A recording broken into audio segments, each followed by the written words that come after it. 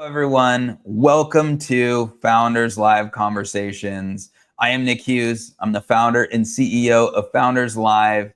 And today I am joined with one of our recent winners from New York City. We're going to talk about that. But Eunice Jung of Stuff Marketplace, the founder. And I'm very, very excited to chat with Eunice here about her experience and what she's building and why. But Eunice, welcome to the conversation. Oh my gosh, I'm so excited to be here. Thanks for having me. It's awesome. It's awesome to be here. And, we love to talk with our founders and winners from around the world. And, here you are today. And, we're obviously going to get into Stuff Marketplace, getstuff.city. Very excited about what you're building. But, the first would love just to kind of hear about, maybe introduce yourself and just give a little bit of background. And then we'll get into why entrepreneurship and why you started your company, but feel free to say hi and introduce yourself. Yeah, for sure. I'm Eunice. I'm the founder and CEO of Stuff Marketplace. We're a better, smarter, more efficient, and more human peer-to-peer marketplace made for large metropolitan cities. So if you've ever had an issue with one of our legacy marketplaces that exists, Facebook Marketplace, whether it's ghosting, flaking, or just inefficiencies in trying to coordinate pickup, we think that we should solve for that. So that's what we're in the business of doing, disrupting the peer-to-peer marketplace. I also think that there is a new generation of folks who are spending way more in secondhand and local economy. And so we want to capture all of that, like that rise in hyper-local economic growth. And so we believe in the marketplace for that. Yeah, so cool. And we're going to dive all into that. But I'm always curious, what struck you about entrepreneurship? Why start your own company? Hey, we're all talented here. We can go work at such and such big company. But, now you, I want to talk also about taking the leap. But why did you go into and what drew you into entrepreneurship?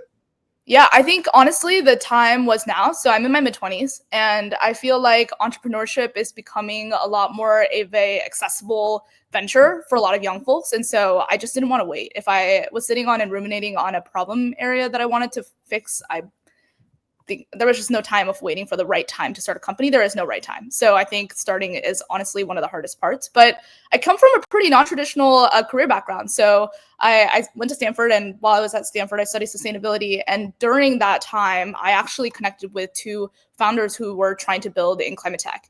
And they didn't have a climate background academically. It's a relatively newer field from an academic perspective. And so they reached out to a couple of folks studying sustainability and climate, and they were like, hey, we want to join hands with Gen Z who is studying climate tech so that we can, build a climate tech company together. And after a couple, chats and stuff about the initial idea, they asked me to be their first employee. And so while I was getting my sustainability degree, I was also building a company with two founders who wanted to disrupt the climate fintech space, which was really exciting. So I basically started my career in kind of an entrepreneurial role.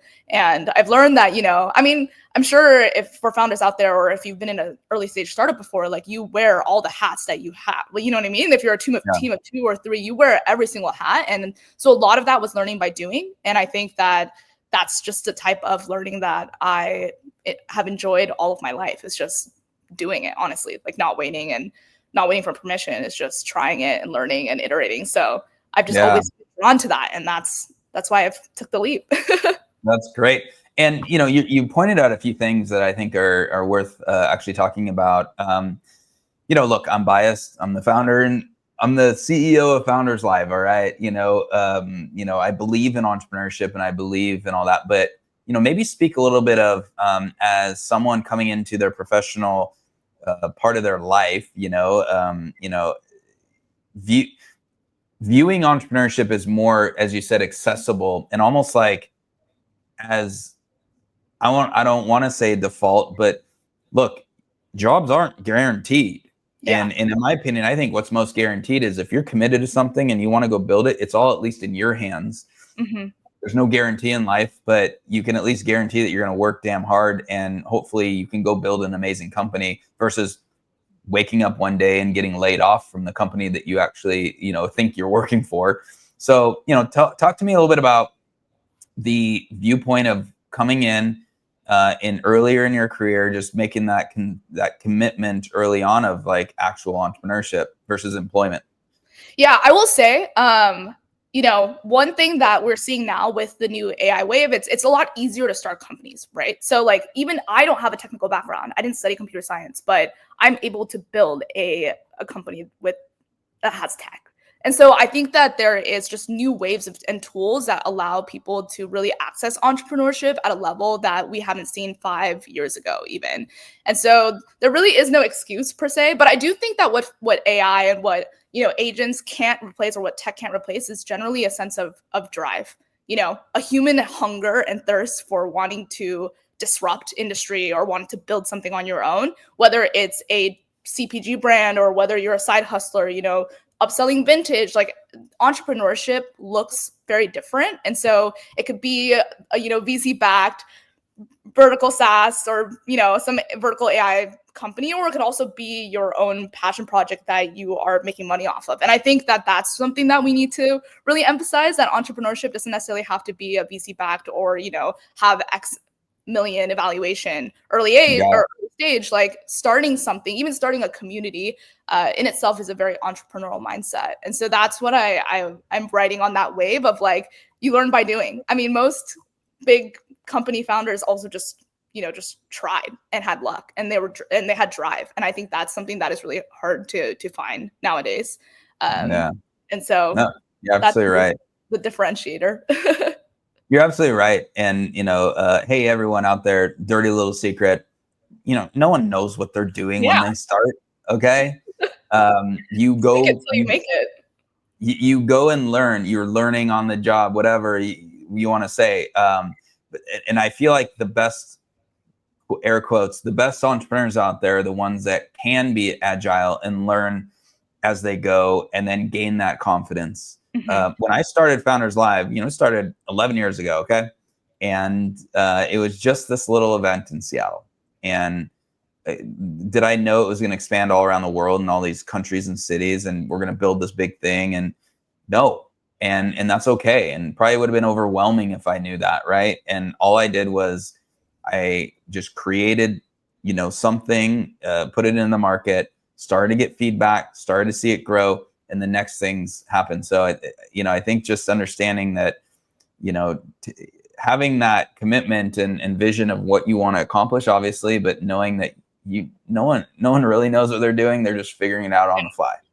Yeah, for sure. I learned that very early on in my career. I think being holding a leadership role at a startup as your first job put me in a conversation with other execs who are mid or senior level in their career, and we're all working together on some project or collaboration. So that's kind of, I had this visibility where it doesn't matter your age or your career background or how much experience or years you have under your belt. Like oftentimes you're in the same room, and I think that's kind of what gave me confidence. I love to say this, that as a founder, I'm extremely delusional. I think as a founder, you have to believe in yourself so much in a product or an idea that's so early that you are by definition delusional. And I'm very proud of that, and I will own it. And I think that's, this kind of early stage career or being in entrepreneurship so early on kind of gave me the delusion to be a founder, honestly. And so as a founder, this is my 2 cents. You have to be a little bit delusional. Yeah. In a good way. Yeah, no, this is very true. And, you got to be careful. But at the same time, this is how the world works, and this is how new things are built. Yeah. The delusion is in some ways simply seeing something that's maybe not there yet. Yeah. Right. And that's what the creators are. That's what entrepreneurs and founders and people and teams that are building the next things that the world's going to use. They see it before everyone else does. And so that's part of the delusion. This is amazing, and love this conversation. Hey, let's talk a little bit more about, first of all, congratulations with Founders Live in New York. Thank you. So great. First, how did you hear about Founders Live? And then let's talk a little bit about your experience pitching at the Founders Live New York City event. Yeah, actually, so this was my first startup pitch competition ever. So I've never pitched to a live audience before or even a crowd. And so I didn't know what to expect, honestly. But I learned about Founders Live. Actually, someone sent me a call for founders for the first New York City event in a long time, I believe post-COVID. And I was like, you know what? I'm just going to shoot my shot, see seems lower stakes, or at least in my head, I was like, if you make it lower stakes, like you'll be able to crush it. And I decided to take the leap. And I was like, you know what, if anything, even if I don't win, this is good practice because I will eventually, I'm gearing up to raise my first round. So I'm like, I will have to be pitching every day on the daily. And yeah, I love the format of it being 99 seconds. I am more wordy by design because once I get excited about something, I'm like talking all the time. And so it was very like a different skill that I had to hone of being extremely simple. And I think that was probably the key to my success winning Founders Live in New York. It's like I had the least amount of slide decks and the least amount of words on a page. In fact, I even incorporated a meme in there just to get the audience going. But, I had the least amount of slides, I had the least amount of words, and I think that's probably was like a huge key indicator for success in my competition. Yeah. Well, and this is great. Let's even go into that. As you experience the event and you even prepared for it, is there a couple things, 2 or 3 things that popped out that you felt were beneficial and, in your preparation and, or, such as the slide deck aspect, that not only like felt good, but also probably applied to you and that ended up winning and being the crowd favorite of the event? Yeah, one thing that I tried was actually asking the crowd to raise their hand in the beginning. And so I did like a audience participation activity, which, did eat into critical seconds of, you only have 99 seconds to pitch. So I took a risk and decided to ask the audience to raise their hand if they've ever experienced, being ghosted or flaked on Facebook Marketplace. And every single person raised their hand in the room, which was basically an indicator of like, okay, like this is a very common experience, regardless of where you come from in life. You've had some shared experience where the current options for peer-to-peer are less than par, right? Like you deserve better. And so that was like a really good way to just like sell the story for me because everyone already had that pain point and we're thinking about this like collective experience. So I didn't have to do much storytelling because the audience did it for me. And so I had the rest to basically talk about why stuff is a differentiator in product in terms of it's a novel experience. It's a different way to buy, sell, give away goods in a big city. And so that was a huge win for me. Yeah. Well, what you're pointing at there is, and the way that I say this with the kind of pitching tip is, however you do it, which I think you did a great job of actually physically like getting people like into it, is you want to, as quick as possible, you want to get people to start nodding their head. Basically, as you get into your pitch, you're really hitting that problem set. And a lot of times we talk about storytelling and actually like, bringing in that emotion or that experience. So within, I would say the first kind of 10, 20 seconds, your goal as a founder at a Founders Live event is to really have people going, yeah, I get it. Like that is a problem. Because now you have them like understanding versus like, what are they even talking about? Like, what's going on here? I don't know what they're pitching. And that happens too. And that's, not a great thing. So very, very good job of choosing that. Did you just naturally do that? Or did you was that in our materials or how did you figure out, oh, I'm going to have someone. I was like trying to think of ways to stand out because, I've never been to a pitch event, but my intuition was that everyone was going to just like run the deck because there's only a minute and 30 seconds, honestly. So like, I assume most people were just like story to end, tell the story, show the product, and any questions, right? So I wanted to basically create a differentiator for myself. And since I'm building a consumer product, it was important for me to like try to engage the audience as if they were the consumer. And so that was something that it was a risk that I took, but I'm glad it worked out.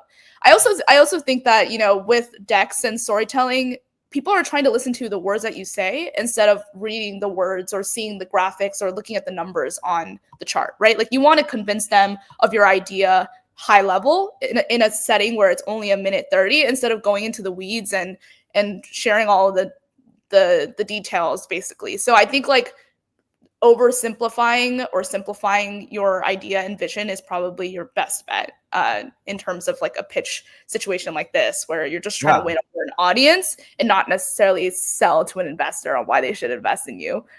So I think the difference there too is like the audience is fundamentally a different audience. It's obviously, and look, I created Founders Live because I saw that there's all these like structured, really weird, raw, like, stiff pitch competitions that maybe were oriented to investors. Business is to the market, the Yeah, general absolutely. public. And so our job as entrepreneurs and leaders of our companies is to translate our vision to a general public so they actually get it and they can follow you and they can do business with you and they can be like, hey, this is awesome. So that's why it's 99 seconds. That's why it's to the general public. And, everyone's job is to, like you said, simple it down so that people are like, yo, that's awesome. I want it. Right. So cool. Well, congratulations. This is so great. Now, let's get into what you're building. Stuff Marketplace, pretty amazing. And, we're talking about the second-hand economy here. So you don't need to go into your 99-second pitch, but let's go back to, what the problem that you saw in the world here. Yeah, for sure. So for context, I've been buying and selling secondhand across marketplaces for the last decade, over a decade, honestly. I've just always been a thrifter. I just enjoyed it. I liked making a little bit of money in high school selling my mom's stuff that she hoarded in the garage. She doesn't know about it. But it was my way of starting entrepreneurship, also getting rid of stuff in the house. And I just liked participating in that economy. And then COVID happened, and then we saw a huge just like rise in secondhand e-commerce, where there's just more and more folks who are wanting to participate in the circular economy. And marketplaces like ThredUp, based in Oakland, I'm from the Bay Area, so ThredUp, Poshmark, also Bay Area based company, are just doing much better because there's more and more people digitally wanting to have that experience.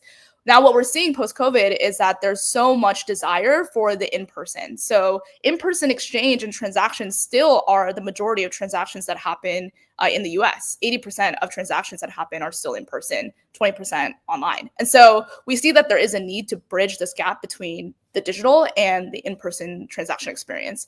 And Facebook Marketplace was introduced in 2015. It was an amazing idea because they had the network. So they had already built in billion users that could easily use and transact.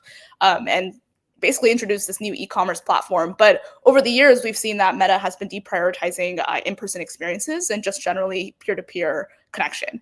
This is because it is a pain to deal with customer service, right? So there's no customer service in Marketplace, and it's also a logistics issue of are we going to be a logistics company handling, peer-to-peer transactions? And so they decided to stay away from that and go now they're collecting AI Avengers, is what I like to call them, to be at the forefront of a completely different industry. So less social consumer, more at the forefront of AI consumer. And I think that's just their direction. And New York deserves, and not just New York, but every large metropolitan area in the US that has so much small, high density in a small geographic area deserves a better peer-to-peer marketplace. In New York specifically, there is a behavior and a culture of stooping. And so this is the activity where people will put something on the street and hope that someone will pick it up, And I do love this idea that people are willing to pick up stuff that they find on the street, right? Regardless of where it came from, if it's in good working condition, they'll pick something up. And so I love this culture, but there needs to be a better way to match buyer and seller, right? Or people wanting to circulate goods. So even if you're giving away something, there should be a better way to be hey, I'm giving away a bed frame, usually X amount of dollars, it's going to be free, you should pick it up. And so I think for us, it's a coordination and matching opportunity to better connect people. And there's just so much in the space that can be disrupted, which I'm really excited about because we're the only ones to really invest in the product experience. And so I'm building stuff to be inherently a very different experience than any other marketplace you've ever experienced digitally, because a lot of them kind of look the same or emulate the same experience. And I'm hoping to create something different to capture the next generation of shoppers and consumers. Yeah, it's very, very interesting. And, what's interesting to me is that, and you probably get this, where the first inclination is well, there's, XYZ, there's marketplace, there's Facebook Marketplace, there's, OfferUp or whatever. But once you dig into it, you're oh, wow, those are actually the previous generation. Yeah. And they have been around 10, 15 years. And it's okay, well, there's a lot to be desired in this. And I do think also we're entering a different world. AI is real, and it's affecting how startups are being built, and then how the consumer is interacting. And so the world is needing the next. And so I think it is a great opportunity for you to come in and do this. So Yeah, absolutely. The time is now. yeah, The time is now. It's only a growing industry. So like there needs to be a new service that honestly changes the way that people buy, sell, and give away. And we are that. And so status wise, in terms of where are you at with everything? When will people be able, or actually where are you at with the product, and what is the product experience going to be? Yeah. So I actually met my technical co-founder, in March of this year. We met through YC Founder Match, which is a very a rare story, apparently. So people are shocked to hear that people actually find founders off YC Founder Match. But yeah, I met my technical co-founder off YC Founder Match, and we decided to quit in May to go full time on the idea. And one of our biggest priorities was to ship fast. And so in 2.5 months, we built out a working marketplace. So we're actually post revenue. We are handling transactions, and one of the pain points of peer-to-peer, especially hyperlocal peer-to-peer, is not having delivery options.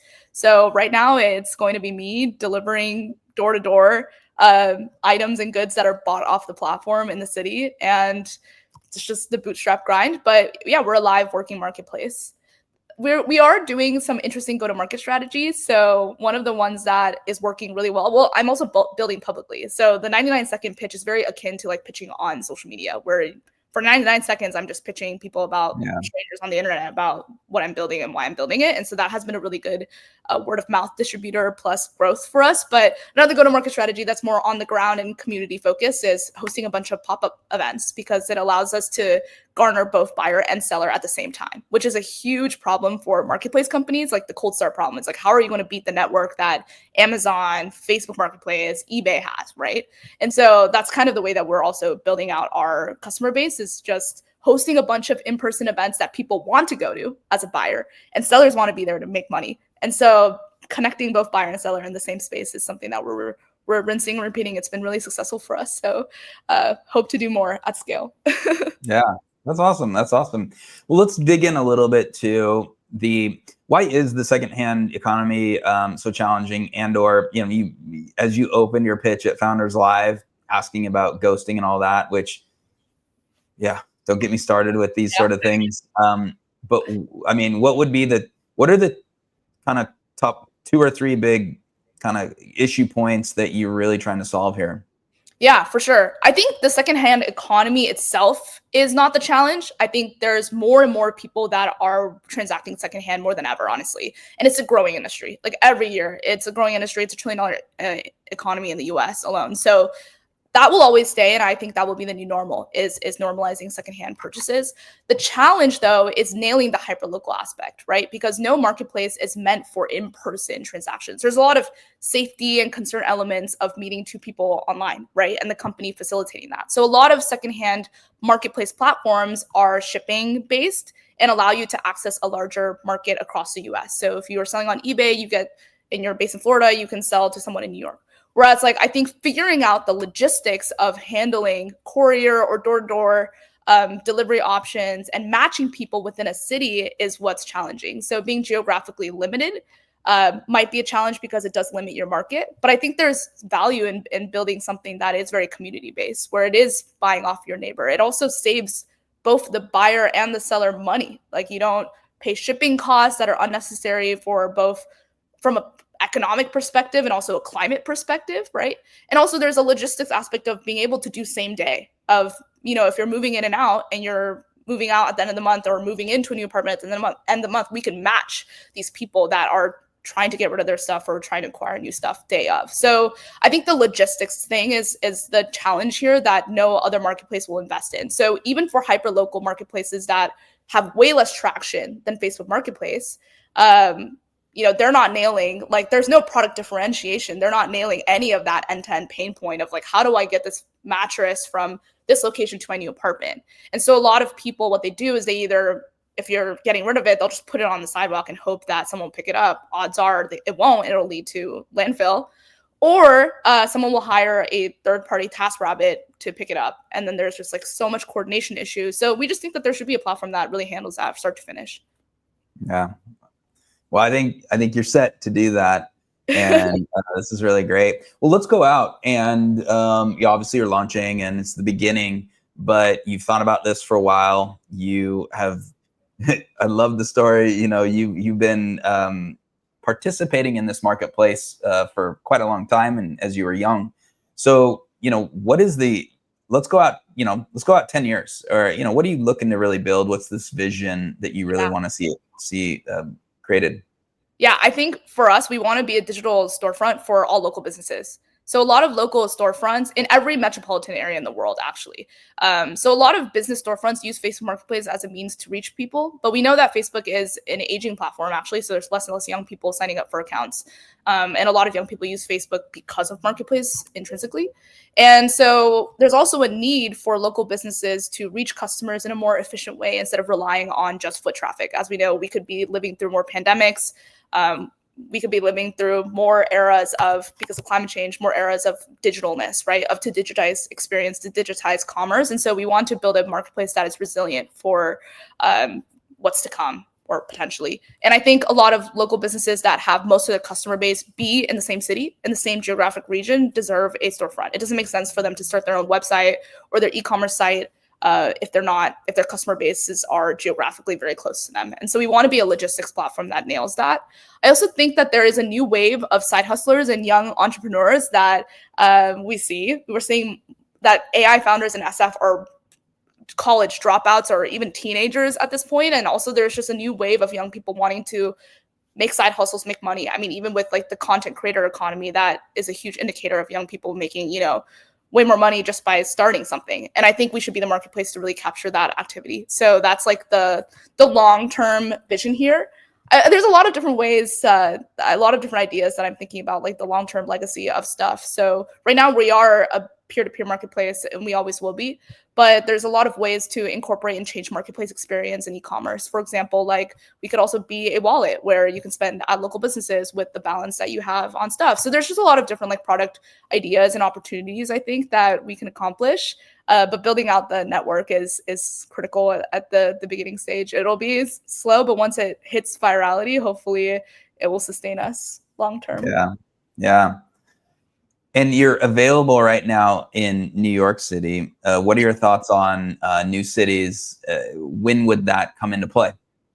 Yeah, I am building publicly, so I've gotten some people comment, be like, we need this in Texas, we need this in the Bay Area, we need this in LA. So I'm seeing that this is a universal human need. It's not unique to New York. I think New York is the easiest playground for us to test because I can get from one neighborhood to another with a subway ride, right? So if I had to deliver something myself, which I will, it's much easier for me to like move things around on my own accord rather than perhaps relying on a car or whatnot in other cities. But yeah, this is a solution that is not intrinsically just for New York. It's for every metropolitan area in the US. So I'm hoping to expand soon. We'll see. Word of mouth, right? Like if there are some really awesome power users that can advocate on our behalf on other cities, then we won't limit it to New York. Of course not. Well, obviously not. And, my quick advice on this, obviously what you're building is different than Founders Live, but we're also city, we have city events and we're geography based. And so, I started Founders Live in Seattle, and we only were in Seattle for, it was 2 years and plus. And then the second city was, I think, in year 2.5 or 3. Okay. So you want to really be perfecting, learning a lot on the ground in your one city, and really figure out your unit of activity and how all this works. Okay. And then only then you can figure out, okay, the next city. And I think your big key is, so my key was like, I can't be in every city. So we got to figure out, oh, we have this thing called city leaders, and they actually run our events, and they're basically the feet on the ground and leadership in those cities. And you're going to have to figure out the dynamics that will take place for scale and in different cities, and you're going to cross that bridge. Don't worry. Like but you got to figure out some things first, right? So just know what tests are when, and you're going to just climb those, and it's totally fine. So I fully believe and see already that this is going to be in many other cities, and you'll get there. Yeah, for sure. I'm hoping to learn from like other similar ish platforms, like DoorDash, for example. They started in the Bay Area and Palo Alto specifically, and now look where they're at now. So there's others that have done it. I'm not experiencing something completely novel, but I'm only 26 and I've only lived 26 years of my life, and I know that I will be learning by doing, and hopefully in a couple of years, it'll be very intuitive and easy for me to expand across other areas in the US. But yeah, for now, we're really nailing the New York and just generally the product and the service. I mean, it's only been live for 2 weeks, so learning all the time and getting feedback. That's awesome. And you've already got some revenue generation, which is so cool. I guess so. A couple of last questions here. This is fun. Talk to us about when you made the decision to go full time. What was that predicated on? And what I'm trying to get at here is for people listening and watching, there is a moment where you just got to jump. Yeah. What really triggered that for you? I will add, for context, I had been working and ruminating on the idea for over 2 years now. And so while I was at my previous company at the startup, I had been talking to a lot of folks in my network who are in venture or who are startup founders themselves about this general idea that I had. And actually, the idea originally wasn't a peer-to-peer marketplace. It was actually a bartering marketplace where I wanted to unlock and connect people in a city on just bartering. The oldest human economic activity of all time, right? Bartering. And so I kind of wanted to digitize that, but then from a lot of conversations, I've learned that there is a much larger problem area, and a marketplace like this may unlock bartering down the line. But at the moment, it's a really hard thing to nail logistically. And so how do we start and introduce the market? But there was basically a moment earlier this year where I was thinking about, in early 2025, I was thinking about what I wanted my year to look like. And I had this gut feeling of like, you need to quit this year. You need to do it this year. You've been sitting on this idea for over a year. You already have an MVP mocked up in Figma. Like, you need to find your partner and run with it. And so the moment that I found and met my technical co-founder, it was kind of just like an aha grounds moment of like, okay, now I have the confidence to actually leave because I know that this product can come to life. Essentially, I'm not saying that if you're a non-technical person, you need a technical co-founder. For the type of vision, the type of company that I want to build, I believe that I will be stronger with one. But as a non-technical founder, I know that there's a lot of folks out there who are just, now vibe coding their idea, or just doing a more bare bones. Like, instead of having a marketplace, maybe they have a Google form or running interviews or community events. So there's a lot of different ways and paths to entrepreneurship. But the moment for me is when I felt like I had someone who covered my basis, the gaps that I lacked. And in order to build a marketplace that worked and, is secure, I just wanted someone to have a lot more of that knowledge. And so she was just like a perfect fit. And it was very like right brain, left brain. And so, yeah, I had this like little voice in my ear of like, you have to leave this year. You have to start this year. And it aligned for me. And I was like, better quit now. Yeah, no, it's great. And, look, I meet a lot of founders, and the ones that are not fully committed, meaning like they do have another, they got their full-time job and they're okay, I get it. And, I ran that route for a little while as well. But there is a moment with this full commitment. You're now in. Yeah. And what I can tell you is amazing things just start happening because this is like, there's no other distraction. You're not just like building your startup on the side or at the night and a little bit on the weekend. You're all in, and that is what, not it's required, but that's what opens up the doors for success. Oh, so 100%. It's the mentality. It's the mentality. It's the only way to really build anything amazing, and you got to be committed, and you got to have full time. So this is great.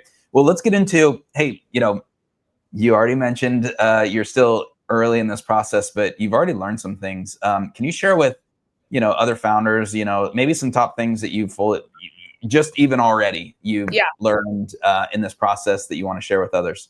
100%. If you're building in consumer, you have to be building publicly. Even if you don't have a product, even if you're pre-product or if you're just in an idea stage, you need to be talking about that online. I think like waiting for like the right social media strategy or branding is only going to hurt you. Just waiting longer is only going to hurt you, right? The earlier you start, the earlier you get traction, idea validation, getting your name out there. I think there's a new wave of founder-led growth that we're seeing with consumers. So if you're specifically trying to build a product that is direct to consumer, or build a company that where your stakeholders or your early adopters are out there, you need to get your name out there. And that's something that I had to like bite my tongue and revisit my relationship with social media, because now it's like it's a critical part of go to market is building my personality on the internet and associating my persona with the company and getting my word out there every single day. Consistency is key in that regard too. So start early. I think also this idea of building like a wait list or like, having people waiting for your product.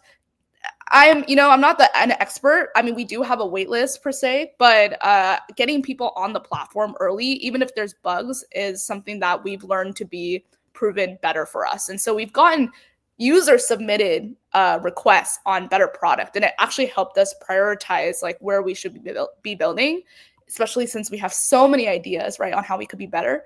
And so having user submitted feedback on like, I'm a seller, this is how I see using this platform, this is the features that I want, has made it much easier for us to streamline where we should be from a product perspective. I mean, there's only so much that two women can do, right? Like from a founder perspective, two people can do. And so that was really helpful for us. So ship early, don't obsess over the little details, don't obsess for perfection. Social media does not have to be clear, branding, consistent strategy. I think the only thing that should be consistent is you showing up every day. So yeah, stop ruminating and start doing, I think, is probably my best lesson learned that I've been enjoying. Oh no, I love it. And you just hit on a few different things. I think well said. And I would maybe collect those all into, make the decision. We just talked about commitment, and then build momentum. Yeah. And another big thing I've learned is with startups is it's just really about just building and growing that momentum, because momentum takes you to the next phase, and more people learn about it, and you get action, you get usage, you're learning from that. That's data. More usage. Okay, now you're growing revenue. Okay, this is great. Trust me, investors, they need and want to see that now. It's you absolutely have to have momentum for any sort of investor conversations. So all of this is exactly what you said. So you've really learned a lot early, and just in the recent past. So that's awesome.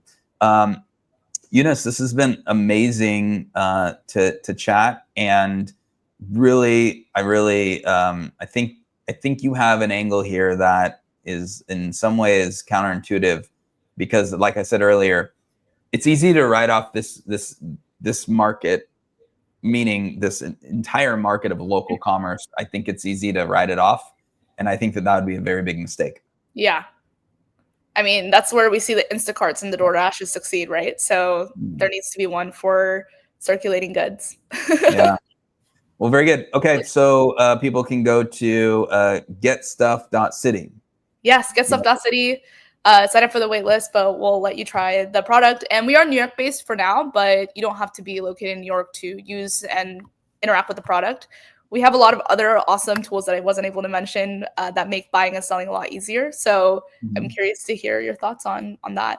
If you're like a secondhand power user or secondhand shopper buyer, we would love to have you. Very good. And then can people find you? What social platforms do you typically connect with on? Definitely. I'm posting on TikTok every day. So if you want to follow the life of, girl founder in New York, building consumer, trials, tribulations, all the good stuff, gossip, whatnot, perhaps you can follow us on TikTok at getstuff.city, as well as Instagram at getstuff.city. If you're based in New York, we throw a bunch of events. So follow one of those platforms and you'll hear about them. And yeah, I'm also easily accessible on LinkedIn. I think the catchphrase opening the door is very important to me. I've had a lot of people open doors for me, and I hope to only open doors for other people. So if you are interested in being a founder, or you are a founder in New York and you're in a similar boat and want to be friends, let me open the door for you. So we like that. That's our phrase too. So, well, so good. Thank you so much, Eunice. It's been a pleasure talking with you and everyone. I am Nick Hughes, and this has been Founders Live Conversations. Until next time, go out and stay healthy and stay strong, everyone.